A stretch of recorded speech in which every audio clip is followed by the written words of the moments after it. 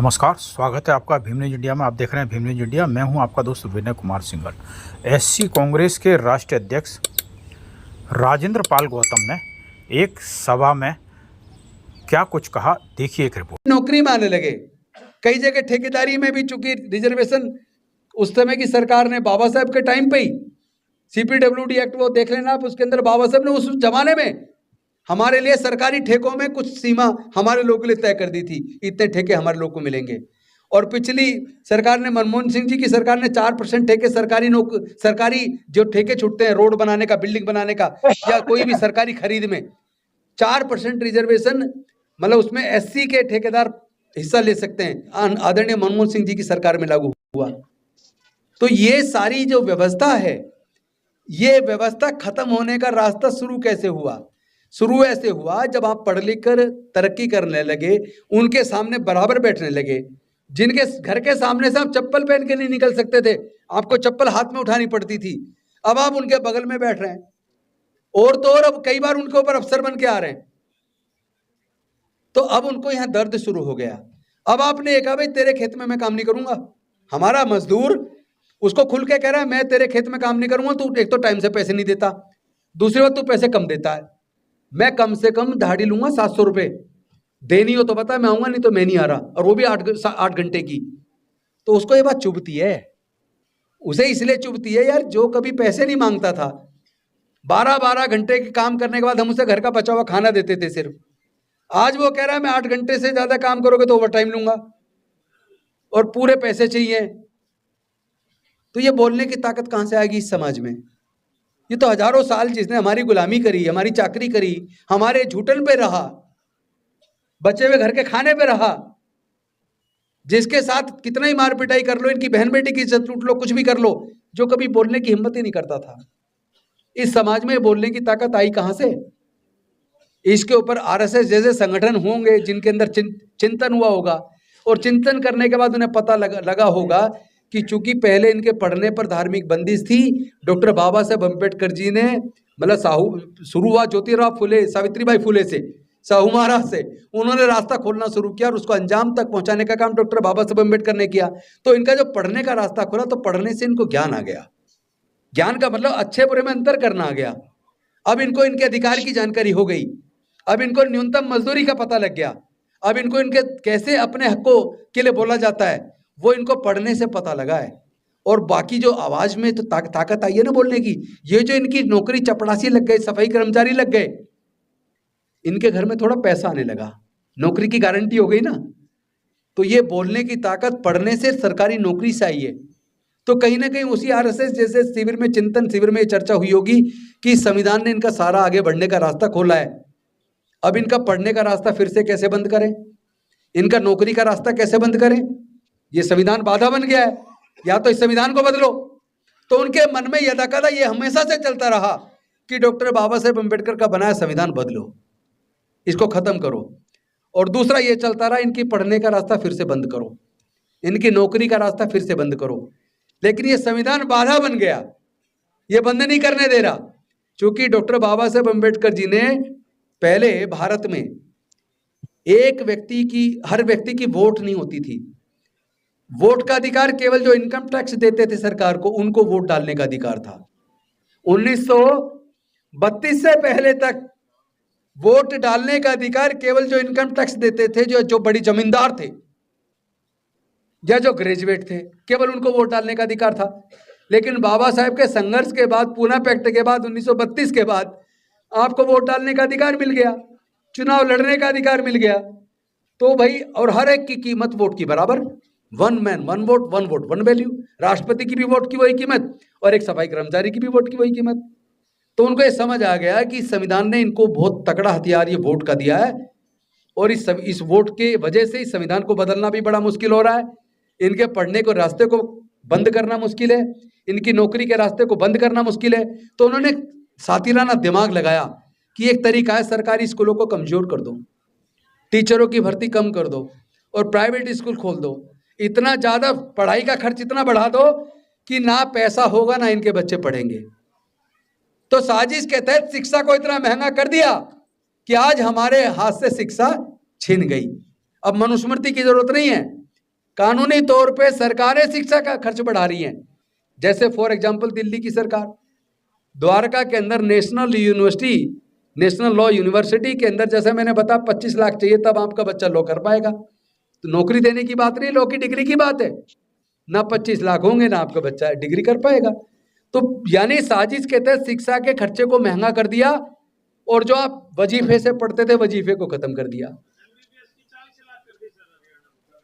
अभी आप देखते जाओ, हम अपने बच्चों की पढ़ाई का खर्च उठा ही नहीं पाएंगे, उन्होंने वो स्थिति पैदा कर दी। यानी कि एक तरफ शिक्षा को महंगा करके शिक्षा छीन ली और दूसरी तरफ 5th पे कमीशन में वाजपेयी जी के टाइम पर 4th क्लास की नौकरी को पूरी तरह आउटसोर्स करके ठेके पे दे दिया। तो आपकी नौकरी का रास्ता गया। और जो बाकी नौकरी बची group A, group B, group C, उसके अंदर आधी वैकेंसी खाली, आधी भरियां, और आधी में भी आधी कॉन्ट्रैक्ट पे, ठेके पे, कॉन्ट्रेक्चुअल एम्प्लॉयमेंट है। तो यानी कि आपका आगे बढ़ने का जो रास्ता पढ़ाई से खुला था और नौकरी से खुला था, दोनों रास्ते उन्होंने लगभग बंद कर दिए। और साथ में हमारे लोग भी ऐसे हैं, वोट की कीमत नहीं समझ रहे, शराब की बोतल में 1000-2000 रुपए में अपनी वोट बेच रहे हैं। तो ये सारे कारण हमारे समाज को आगे बढ़ने से रोकने के साजिश के तहत किए गए हैं। ऐसा नहीं है कि अचानक हो गए, प्लानिंग के तहत सोच समझ के किए हैं। और ऊपर से दूसरा काम क्या किया, धार्मिक उत्पाद बढ़ा दिया। पहले कितने कथावाचक आपने देखे, आज तो भीड़ है। क्या आपने अब 25-30 साल पहले कितने कथावाचकों के नाम आप जानते हो? और आज तो शायद आप गिनते गिनते थक जाओ। तो ये कौन बढ़ा रहा है?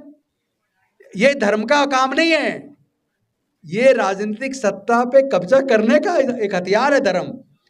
धर्म को राजनीतिक सत्ता कब्जाने का हथियार बना लिया।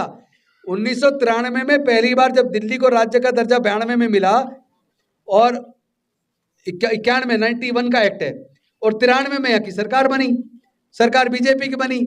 उससे पहले तो आपने कावड़ के कैंप ही नहीं देखे होंगे दिल्ली में कहीं, उसके बाद शुरू हुए हैं। यानी इसका मतलब धर्म को सत्ता पाने का हथियार बनाकर, और इस धर्म के उसमें सत्ता पाने के हथियार में सबसे ज्यादा इस्तेमाल किसका हुआ? सबसे ज्यादा इस्तेमाल दलितों और आदिवासियों और अति पिछड़ों का हुआ। क्योंकि उनके बच्चों से उनके घर में घुस के आरएसएस के लोग उनकी मति भ्रष्ट करते हैं, और हमारा आदमी खुश होता है कि यार हमारे घर में जो पंडित जी आए जी, बनिया हमारे घर में आ रहे हैं यार। अब तो हम देखो, पहले ही हमारे साथ बैठते, बात नहीं करते थे, छू नहीं सकते थे, हमें अछूत मानते थे, आज हमारे घर में चाय पी रहे हैं। तुम इस बात पे खुश हो रहे हो, चाय पी रहे हैं, पर ये तो सोचो वो चाय पीते पीते तुम्हारे दिमाग में क्या डाल रहे हैं, कचरा। तुम्हारे दिमाग में वो ऐसा कचरा डाल रहे हैं जो आपके दिमाग को मति भ्रष्ट कर देता है। फिर आप पढ़ाई लिखाई तरक्की छोड़कर गुलामी के रास्ते की तरफ बढ़ते हैं। क्योंकि उनके द्वारा इसको इतना बढ़ा दिया कि आज हमारे ही लोग धर्म के नाम पे तलवारें निकालते हैं। हमारे लोगों का दंगा में इस्तेमाल होता है, तो दंगा करते हुए या तो मार देता है या मारा जाता है। मर गया तो बर्बादी, और मार दिया तो जेल जाके बर्बादी। बर्बादी किसकी हुई? बर्बादी तो हमारी हुई ना। लेकिन जो दंगा करवाने वाले, प्लानिंग करने वाले लोग हैं, क्या भी वो कभी जेल गए? तो आज एक तरफ हम महर्षि वाल्मीकि जी का प्रकोत्सव दिवस मना रहे हैं, उनकी जयंती मना रहे हैं, बाबा साहेब की जयंती मना रहे हैं, संत गुरु रविदास जी की जयंती मना रहे हैं, दुर्बलनाथ जी की जयंती मना रहे हैं, और हमारे इतने सारे गुरु हैं, संत गाडगे बाबा की जयंती मना रहे हैं, संत घासीदास जी की मना रहे हैं, तो अच्युतानंद जी की मना रहे हैं। हमारे समाज में इतने सारे लोग हैं जिनकी जयंती मना रहे हैं। लेकिन मैं ये कह रहा हूँ, जयंती मनाते हुए कम से कम समाज के दुख दर्द पे चर्चा भी तो कर लिया करो। कम से कम हमारे समाज धीरे धीरे कमजोरी की तरफ क्यों जा रहा है, इस पे भी तो चर्चा कर लिया करो। आप लोग अब से 30 साल पीछे जाओ, अभी यहीं बैठे बैठे सोचो जरा, जहां आपका घर है वहीं पे सोचो, उस वक्त उस बस्ती में कितने लोग सरकारी नौकरी में थे? हर घर में थे ना। और आज कितने? आज क्या नौकरियां लग रही है या रिटायर लोगों की फौज खड़ी हो गई है? मतलब हमारे लोग रिटायर होते जा रहे हैं, नई नौकरियां लग नहीं रही, और हम पे कोई फर्क नहीं पड़ रहा। हमारे राजनीतिक लोग भी उस पर चर्चा नहीं कर रहे, सब लाइन लेके नेताओं के पीछे नारे लगाने में व्यस्त हैं। अरे कितने ही नारे लगा दो, एक सीट पे टिकट एक को मिलेगा, सबको तो नहीं मिलेगा। और बन भी जाएगा, बन के भी अगर गुलाम ही रहा तो फिर क्या बना? वो तो समाज पे बोझ बन गया।